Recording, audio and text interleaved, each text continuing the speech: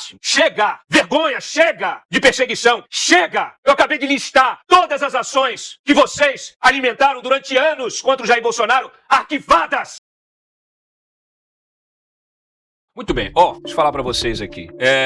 Tem uma questão muito legal que eu quero trazer pra vocês, que é a seguinte. Põe na tela aí, eu não sei se tá aqui. Tá aqui? Não, não tá aqui, tá no site. Pega aí, querida Brenda, o artigo que foi publicado, recente agora. Ele trata de todas.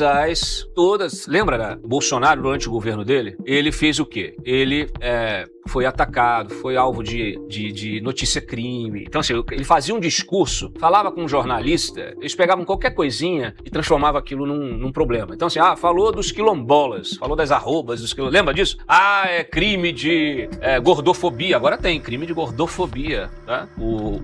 Aquele menino Gentili foi condenado agora pelo crime de gordofobia. Infelizmente, ele está defendendo a candidatura daquele Renan Santos, que é um placebo, não vai resolver nada, não entendeu ainda o tamanho do problema. Ele, que é um humorista, apresentador aí, humorista, tá sofrendo na pele, não pode fazer piada. Pô, Danilo, acorda. O Léo Lins já teve aí todo um cerco em relação a ele. Não vai funcionar, entendeu? Se você não gosta, fecha o nariz e vota. Se você não gosta do Flávio, vota no Flávio. Você vai ter liberdade, eu duvido. A gente não tem um caso de censura do governo, na época do governo Bolsonaro, contra jornalista, contra humorista, pior ainda. Então, assim, e aí, o que a gente viu durante esse processo? Várias ações foram abertas, a mídia o tempo inteiro, joias sauditas, a baleia, não sei o quê, e aquele inferno todo dia, o crime, criminoso, é genocida, pandemia, genocida, joias sauditas, ladrão,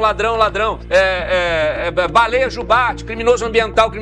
Então, e isso foi feito de uma maneira que muita gente acha que ele foi condenado por esses crimes. Só que tudo isso foi arquivado. Inclusive, condenaram ele por um golpe de Estado que não existiu, que forçaram a barra. No limite, conseguiram condenar, mas assim, violando tudo, violando a Constituição, violando a lei, para condenar ele por um golpe de Estado que nunca existiu. Então, assim, nós temos um caso que ele é excepcional. Vai entrar para a história da justiça, do judiciário, da política brasileira. O nível de perseguição, no nível máximo, com a colaboração da mídia. Eu gostei muito do Paulo Kramer já começar a adotar o termo colaboracionista. A mídia é colaboracionista. Ela é responsável, é corresponsável por esses crimes que levaram o sujeito para cadeia. Então, assim, a gente não está falando só do golpe, a gente está falando aqui de todos os outros casos que foram arquivados. E aí, tem esse artigo que eu recomendo que vocês leiam, mas eu vou rapidamente aqui passar para vocês. É um editorial, na verdade, que está aí, olha, o que traz isso aqui, ó? O uso estratégico do aparato estatal e de ferramentas jurídicas para neutralizar adversários políticos, que é uma prática conhecida internacionalmente como lawfare, consolidou-se no Brasil como um método central de disputa de narrativa. Sob a justificativa de defesa das instituições ou proteção ambiental e social, uma enxurrada de representações, notícias-crime, inquéritos, foi mobilizada por partidos de esquerda, ativistas e setores alinhados do judiciário, com um objetivo claro: o desgaste sistemático da imagem pública de Jair Bolsonaro. Esse método está sendo colocado em prática novamente, agora com Flávio, tá? Ele opera em 3 etapas previsíveis. Primeiro, hiperboliza-se um fato cotidiano ou uma declaração polêmica, transformando-a em uma denúncia de gravidade internacional, da importunação de um animal à acusação de genocídio. Segundo, utiliza-se a cobertura midiática massiva para fixar a pecha de criminoso no alvo político, operando o chamado assassinato de reputação. Terceiro, após meses ou anos de desgaste político e sangria pública,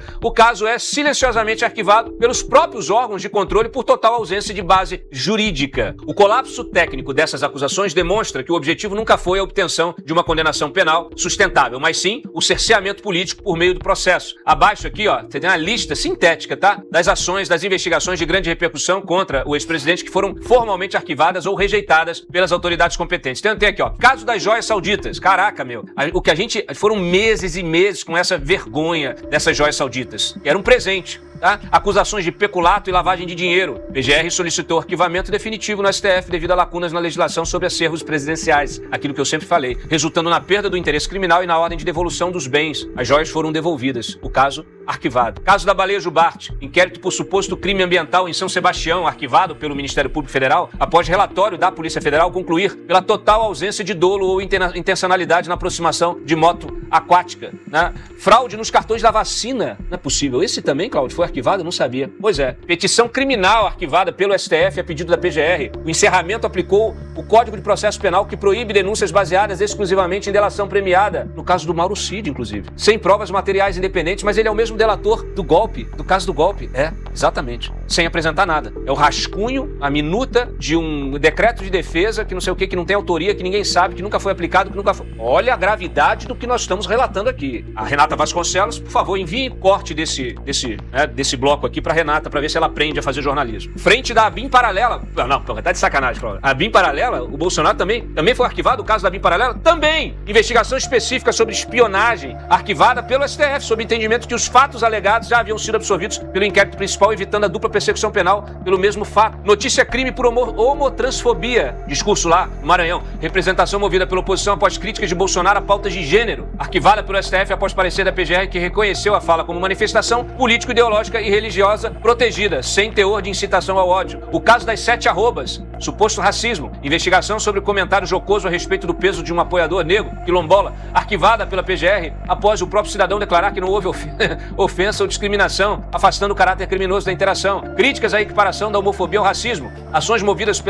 após críticas públicas de Bolsonaro a decisões do STF, rejeitadas pela Corte por estarem resguardadas pelo direito à crítica política e pela liberdade de expressão. Inquéritos relacionados à pandemia, aqui ó, petições da CPI da pandemia, 8 pedidos de indiciamento feitos pela comissão parlamentar, incluindo crimes de prevaricação e charlatanismo. Todas as frentes foram arquivadas individualmente por ministros do STF, como Dias Toffoli e Ricardo Lewandowski, após a PGR apontar que o relatório tinha teor puramente político e carecia de nexo causal técnico. Denúncias de genocídio indígena e tráfico. Notícias de fatos genéricas enviadas por partidos e associações de esquerda, arquivadas sumariamente pelo MPF por se basearem em recortes de jornal e opiniões políticas sem qualquer indício ou documento factual mínimo. Atos políticos, difamação, propaganda, aqui ó, representações por manifestações públicas, pedidos de investigação alegando que discursos em atos públicos configuravam intimidação ao STF, arquivados pelo Ministério Público após a constatação de que os eventos foram pacíficos e legítimos, dentro do direito de reunião. Queixa-crime por difamação, caso da Covaxin, lá da vacina, ação movida pelo Randolph Rodrigues, por ataques políticos nas redes, rejeitada pelo STF por entender que as ofensas mútuas no calor do debate público entre autoridades não constituem crime de difamação. O uso de imagem de crianças em campanha, acusações de violação do Estatuto da Criança e do Adolescente, remetido à primeira instância eleitoral e arquivado a pedido do Ministério Público Eleitoral por atipicidade penal. O arquivamento sistemático desta ampla lista de processos evidencia que o sistema acusatório penal foi instrumentalizado como extensão do debate eleitoral. Ao esbarrarem nos critérios técnicos do direito, como a exigência do dolo específico, a insuficiência probatória ou a atipicidade de condutas políticas, as denúncias desmoronaram. Restou, contudo, o efeito prático do método. Método que é novamente aplicado, agora contra a campanha do Flávio Bolsonaro. A mais recente iniciativa trata da tentativa de criminalização de manifestações de influenciadores em redes sociais contra a alta dos preços dos alimentos. Ontem, a campanha do Lula anunciou que vai ao TSE denunciar a existência de uma organização criminosa digital que teria agido de forma coordenada para desgastar o governo Lula. Resta saber se a Justiça Eleitoral cairá nessa conversa fiada e se permitirá, mais uma vez, ser instrumentalizada por essa turma. Temos o corte da Daniela Lima? Então põe aí, porque a gente precisa dar nome aos bois, não tem jeito. Quem ajuda na perseguição? Coloca lá. O levantamento que vai dar base para a ação que o PT vai levar à Justiça Eleitoral, o martelo está batido, para o quê? Pedir a abertura de uma investigação sobre, mais especificamente, 24 perfis que utilizaram nas redes sociais um roteiro muito semelhante. Não é só o conteúdo, é a organização das falas, são imagens que se repetem, a estrutura e até a locação onde essas filmagens foram feitas. Muita gente deve ter visto, são vídeos que falam da carestia, do preço no mercado, etc e tal. A grande questão é que numa auditoria, o PT conseguiu perceber que alguns desses mais de 20 influenciadores que estão listados nesse levantamento a que eu tive acesso, que está na coluna de hoje, relatam nas próprias páginas, ou seja, mais uma vez, a criação de conteúdo que pode depor contra si investigação jurídico-policial, né? Eles dizem nas próprias páginas que receberam doações de empresários e de canais bolsonaristas, depois que publicaram conteúdo contra Luiz Inácio Lula da Silva, o que poderia indicar compra ou recompensa para disseminação de propaganda negativa contra um candidato. Teve até, Sarza, quem recebesse 3 desses influenciadores, medalha, honraria de um vereador do PL do Rio de Janeiro. Ele fez as comendas, né, em atas sequenciais, números sequenciais, com o mesmo conteúdo, o mesmo texto e até o mesmo erro de concordância, tá? Há, inclusive, relatos de impulsionamento de seguidores e de monetização, consequentemente, depois que os vídeos foram repostados pelo próprio senador Flávio Bolsonaro. Então, o que tem? Tem um conteúdo que o PT sustenta foi roteirizado e que é amplificado pelo próprio adversário. Vou trazer um pouco mais de detalhe, tá? Eu decidi não publicar os nomes dos influenciadores na coluna para não ampliar ou alterar o tráfego de conteúdos deles. Mas dos casos mais eloquentes prints é de uma mulher do Rio Grande do Norte. Olha o que ela diz, abro aspas. Eu ganhei essa TV aqui porque eu fui lá falar sobre a pobreza do país, porque eu mostrei a pobreza aqui na minha casa nas redes sociais. O meu banheirinho já está feito, a minha mesa eu já ganhei, minha cozinha já ganhei. A senhora segue. Ela nomina um empresário do ramo alimentício, ele tem um restaurante em Brasília que teria dado dinheiro, doações a ela, né? Esse banheiro aqui, ela afirma, foi até a mão do presidente Flávio Bolsonaro, fecho aspas. O que alega o PT nesta auditoria que foi levada para a Justiça Eleitoral, né? Não é só o mesmo conteúdo, né? É o roteiro, o mesmo lugar de gravação, o mesmo objeto em quadro, o mesmo gesto e a mesma estrutura de fala. A mais recorrente aparece em 7 postagens de 6 perfis dos 24 monitorados. Dou aqui um exemplo que para mim é muito eloquente. A fotografia de um pedaço de contrafilé circulou por 33 contas, informa a auditoria contratada pelo PT, com o mesmo código de barras na etiqueta. Ou seja, impossível que 33 pessoas tivessem acessado ou comprado ou visto o mesmo código, a mesmo contrafilé com o mesmo código de barra para fazer o mesmo roteiro em termos de estrutura de fala, de conteúdo e de mensagem a ser passada. Segue agora aqui o texto da auditoria. Só no dia 25 de junho, 3 contas publicaram esse arquivo em 6 minutos e 23 segundos. Em 9 desses registros monitorados, o criador de conteúdo descreve ter recebido um benefício concreto: ganho de seguidores, acesso pessoal, status ou uma benfeitoria física. O status, por exemplo, 3 ali que receberam uma honraria de um vereador do Rio de Janeiro do PL. Trazendo aqui ainda para dar um olhar concreto, eu fui falar para a campanha do Flávio Bolsonaro, que eles disseram, Daniela, o que existe na verdade é uma guerra jurídica em torno de conteúdo. Corta essa falastrona aí. Isso aí, olha, eu vou falar pra vocês. Não dá pra gente repetir esse roteiro. As pessoas, elas têm que ter liberdade pra publicar o que elas quiserem nas redes sociais, Daniela. E se eu quiser, gostei de um conteúdo e eu quero replicar o conteúdo, eu tenho que ter o direito de replicar. E se eu quiser fazer o print do conteúdo e publicar no meu pra eu ter engajamento, eu tenho que ter direito de fazer isso. Todas as pessoas têm que ter direito de fazer isso. Se algum político gostou disso e resolveu parabenizar, homenagear, foda-se. Desculpa a expressão, mas o meu nível de irritação com essa gente tá no nível máximo. Chega! Vergonha! Chega de perseguição! Chega! Eu acabei de listar todas as ações que vocês alimentaram durante anos contra o Jair Bolsonaro, arquivadas! Chega de perseguição! Chega de mentira! A inflação está na cara das pessoas, nas gôndolas dos mercados! Não está no IBGE do Postman! Não está na sensação da Miriam Leitão ou do próprio Lula, que agora está usando o mesmo discurso. Resta saber quem passou o briefing para quem. As pessoas querem fazer campanha voluntariamente, elas querem eleger um presidente, elas têm que ter o direito de se expressar nas redes sociais. Chega! Chega de criminalizar a opinião, chega de criminalizar o discurso, chega de criminalizar a política, chega de pegar o STF para perseguir as pessoas que pensam diferente. Vocês não fazem jornalismo, porta-vozes do sistema. É uma vergonha o que vocês já fizeram, é uma vergonha o que vocês estão fazendo. E a prova está aqui, todas as ações arquivadas, todas elas arquivadas. Paulo Kramer. Ensinou que esse o modus operandi lulopetista, né? Acuse o adversário daquilo que você mesmo faz. Bata a carteira dele e sai gritando pega ladrão. É exatamente isso que essa mídia colaboracionista faz. E você tocou num ponto que eu considero fundamental. Isso se chama campanha eleitoral, que as pessoas, todas elas, não apenas as esquerdas, têm o direito de fazer em época de eleição. Então, que história é essa? Outra coisa que está sempre presente aqui na nossa discussão, esses partidecos, PSOL, Rede, que não conseguem eleger sequer um prefeito, tá? Tem, no entanto, para compensar isso, eles têm uma entrada sensacional no Supremo Tribunal Federal. Aliás, para quem precisa de voto municipal, se conta com essa boa vontade, essa simpatia, né, dos ministros do Supremo Tribunal Federal. Então, eles compensam a sua falta de voto com essa entrada, né, contra coisas que depois acabam sendo, como você bem mostrou, arquivadas por insuficiência de provas, por falta de lógica e etc. Então é muito triste isso, e isso precisa ser sistematicamente denunciado, né? Principalmente essa prática lulopetista de acusar o adversário daquilo que ele sempre fez, daquilo que ele mesmo faz. Bate a carteira dele e sai gritando pega ladrão. Ele vira. Pois é, Cláudio, esse papel dessa imprensa, né, não só a Dani Lima ali, mas a Vasconcelos entrevistando o Zema, né, comprando a acusação de 7 crimes contra a Débora do Batom, inclusive 2 acusações que são a mesma coisa, abolição violenta, aliás, é violento pintar uma estátua com batom, a pessoa, ela renuncia ao raciocínio básico para seguir uma elite podre, uma banda podre, podre do STF. Então, esse jornalismo que paga de neutro quando não é de fato, já cansou. Eu vi um colega de jornalismo, inclusive, que eu respeito, defendendo um dessas aí que eu chamo de correio elegante, né? Correio elegante é o recadinho anônimo, né? De admirador anônimo que a gente faz em quermesse, né? Na festa junina. Tem um setor de jornalismo completamente dedicado a isso, mas esses recadinhos anônimos de ministros do STF que não querem botar a cara a tapa porque sabem que é contra o código de ética da magistratura ficar palpitando na política do país. Então, para isso existe um certo tipo de jornalista que passa o recadinho, e aí tinha um leitor questionando um desses jornalistas, falando, olha, tá falando ali em reunião de Lula com Moraes e Alcolumbre, tramando contra a Mendonça, e em momento nenhum a jornalista cita que isso é irregular.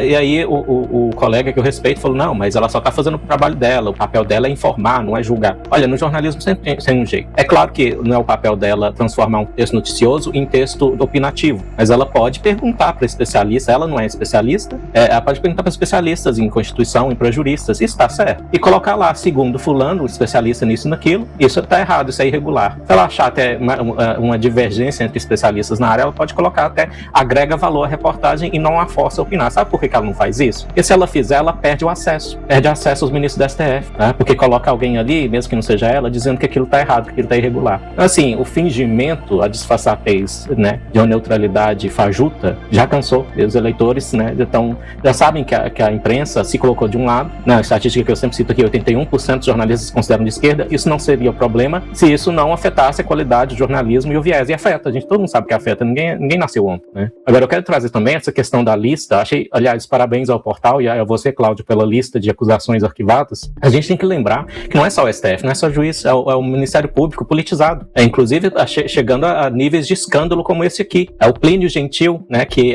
aí eu coloquei ele numa eleição de 2014, ele era candidato a deputado federal pelo PSOL, e é direito dele ser. Só que aí, na qualidade de procurador, quando ele assumiu a Procuradoria-Geral de São Paulo, ele foi atrás do Bruno Monarque Ayub, e ele devia fazer como juiz, como se estende a procuradores certas obrigações éticas do juiz. Olha, eu já militei para um partido que prega ideias contrárias às ideias do Bruno Ayub, então eu não deveria me manifestar, coloca para um colega mais neutro, com um histórico de vida mais neutro. Mas não, cara, é literalmente militante progressista, a gente sabe como o progressismo pensa, é uma das ideologias que mais estimulam a censura, foi atrás do Bruno Ayub por meras palavras, inclusive que são só o arroz com feijão do padrão de liberdade de expressão dos Estados Unidos, né? Até tive um prazer, como presidente da Free Speech no Brasil, obter um módico de justiça para o monarca, representando ele como nosso membro. E foi o Plínio Gentil abusou, né, do cargo máximo do Ministério Público de São Paulo para perseguir um cidadão comum. Então, esse tipo de coisa é diária. A gente tem o caso da Cláudia Leite, que só trocou um orixá por Yeshua, por Jesus. Foram atrás dela também, né? E foi assim, foi uma campanha coordenada de cancelamento, né, cultural por um lado, né, de crítica exagerada, e o Ministério Público acompanhando por outro. Então, o Ministério Público anda seguindo, muitas vezes, seguindo uma ideologia que está acima da lei. Na cabeça dele está acima da lei. Não pode continuar assim. Bruna. Muito bom o comentário do Eli, foi justamente por isso que eu perguntei pro Gaspar, quando ele esteve aqui, como é que se lida com o aparelhamento judiciário. Porque o aparelhamento judiciário também é importante para que a mídia tenha esse monte de acusação absurda para ficar espalhando, porque dá um vernizinho de legitimidade. Bom, mas em primeiro lugar, eu gostaria de dizer aqui que se a barriga do Lulinha incomoda, porque a gente tem que mostrar toda hora, né, e é chato ter que ver, pra mim a cara da Daniela Lima é pior. A cara e ela projetar palavras, porque as palavras não significam nada.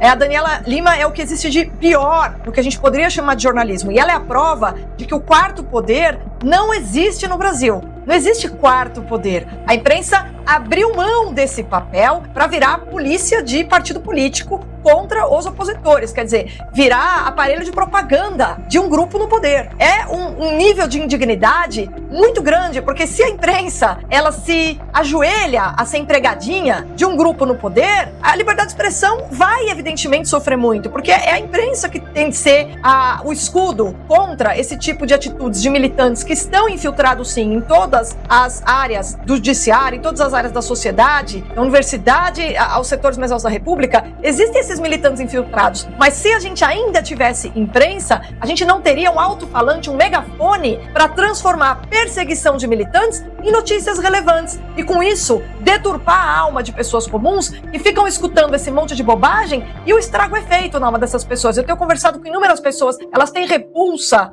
ao Bolsonaro e repulsa também ao Flávio por causa desse monte de bobagem que elas ficaram ouvindo em Rede Globo e semelhantes nos últimos 6 anos. Esse é o problema. Elas escutaram tantos tipos de bobagem que só de escutar o nome, para elas já não é uma opção para votar, sendo que a única opção que a gente tem para tirar o Brasil da lama é justamente o Flávio Bolsonaro. E algumas pessoas têm ojeriza, porque funciona esse assassinato de reputação e funciona esse estrago promovido pela imprensa de pegar essas acusações ridículas e transformar isso com ares de gravidade em algo que desumaniza a pessoa que, na verdade, está do lado do povo. Então, assim, é inadmissível dizer que existe imprensa no Brasil. Não existe. Existem alguns jornalistas independentes, como é o caso aqui do Cláudio Dantas, e alguns outros. Imprensa não existe mais, e o fato de a Daniela Lima ter lugar nesse negócio aí chamado grande imprensa é a prova de que não existe. Existe aparelho de propaganda de um grupo político extremamente deletério ao país. Bem colocado, Bruna. Eu realmente fico indignado, porque o jornalismo é uma profissão de fé. Quem escolhe ser jornalista, quem escolhe, não tem glamour no jornalismo. Quem escolhe o jornalismo como uma ferramenta social. O jornalismo, ou ele serve como uma ferramenta de intervenção social, ou ele não serve para nada. E é lamentável, eu diria, é repugnante, é nojento que o jornalismo seja instrumentalizado para calar as pessoas, para perseguir e para destruir vidas. Eu vou fazer um programa aqui sobre o Felipe Martins. Sobre esse absurdo de uma investigação, de uma prisão ilegal, tudo isso gerado por uma matéria. É insano o que nós estamos vivendo. Carioca. Cláudio, quando tu começasses a falar sobre botasse ali a Daniela, eu comecei a levar um pouco isso no blog.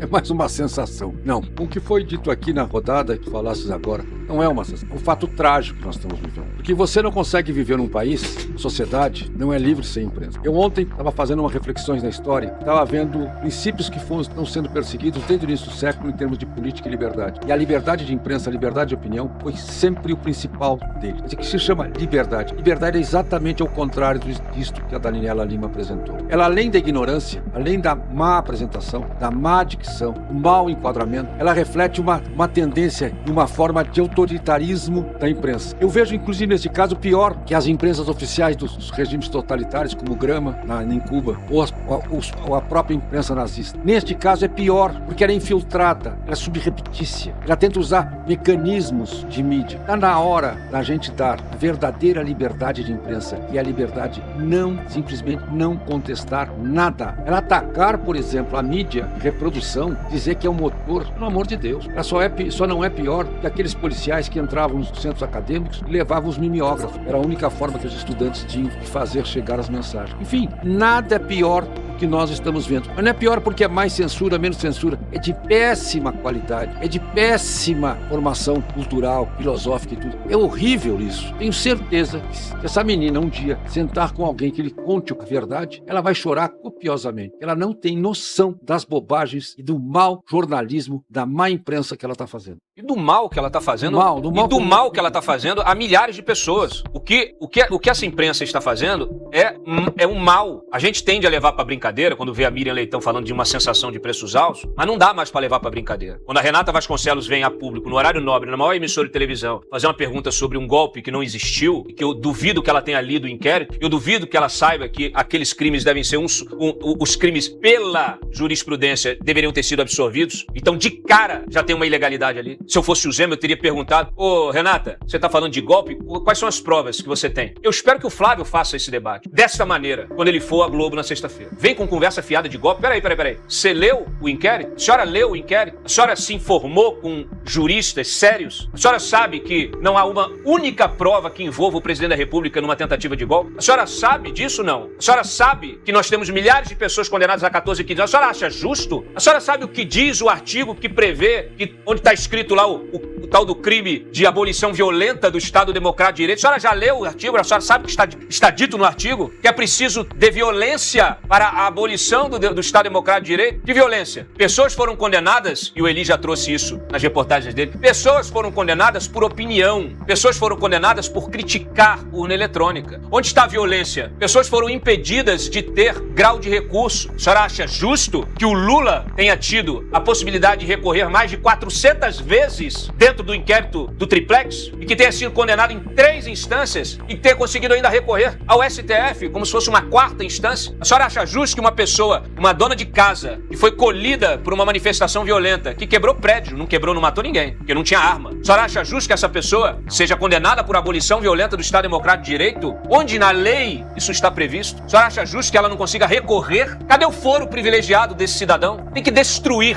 os argumentos de uma imprensa mafiosa e falaciosa, porque o mal que esses jornalistas estão causando para a vida de pessoas, de milhares, de milhões de pessoas, quando vocês defendem o direito do criminoso e anulam o direito da vítima, vocês estão revivendo o crime e vocês estão promovendo a morte de milhões de pessoas, porque vocês estão promovendo o crime. Eu quero que vocês compreendam o alcance do mal que vocês estão causando para a civilização, para a sociedade brasileira, para famílias indistintas ao longo de todo esse país aqui, que sofrem, que não têm oportunidades, que não têm direito nem acesso à justiça. 400 recursos só num caso do triplex. Quem? Qual outro cidadão nessa república tem direito a recorrer? E esses cidadãos patriotas que foram colhidos pelo judiciário e colocados dentro de um galpão durante dias sem higiene, sem segurança, crianças misturadas com adultos, meninas, cachorro, gato. A senhora acha, dona Renata Vasconcelos, isso justo? A senhora acha que isso é Estado Democrático de Direito? Ou isso se parece mais com o nazismo, com os campos de concentração nazistas? Porque quando você anula a vítima, quando você julga de forma indistinta, quando você não individualiza a conduta,